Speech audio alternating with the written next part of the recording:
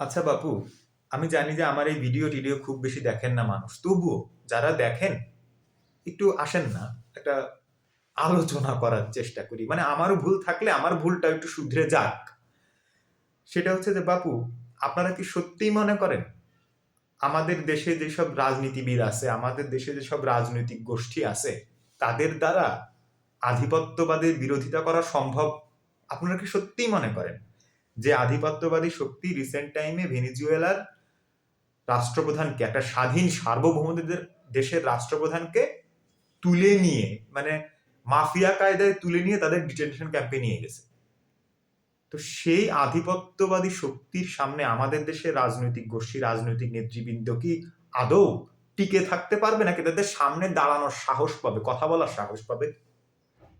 যে রাজনৈতিক নেতারা কি করে, আজকে বলে সেভেন সিস্টার্স ভেঙে দেবো, কালকে তাদের দলই ভেঙে দেয়। যে রাজনৈতিক গোষ্ঠী কি করে, বলে যে আমি ইসলামী আদর্শ প্রতিষ্ঠা করতে চাই, আর সেই কথা বলতে যে সামান্য মূল্যে কোরআনের আয়াত বিক্রি করে, সামান্য মূল্যে বিভিন্ন রকম ঘটনা, বিভিন্ন অজুহাতের মাধ্যমে তার আসনের যোগ্য প্রার্থীকে বসায় দিয়ে এক হিন্দু প্রার্থীকে দাঁড় করায় দেয়। আবার আরেক জায়গায় যেই ছেলেটা খুবই যোগ্য একটা ছেলে, তার বিরুদ্ধে তারই ঘরের এক তরুণকে তার সামনে দাঁড় করায় দেয়, কবির সামনে কবিকে দাঁড় করায় দেয়, করায় দুইজনকেই ধ্বংস করে ফেলে।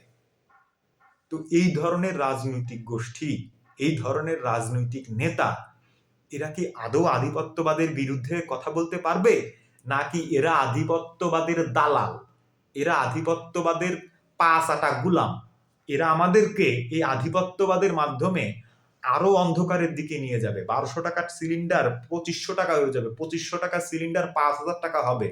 আমাদের সম্পদ, আমাদের জীবন, আমাদের সময়, সবকিছুকে এরা ব্যবহার করে আমাদেরকে মাজা ভাঙা কুত্তর মতন ফেলাই দেবে।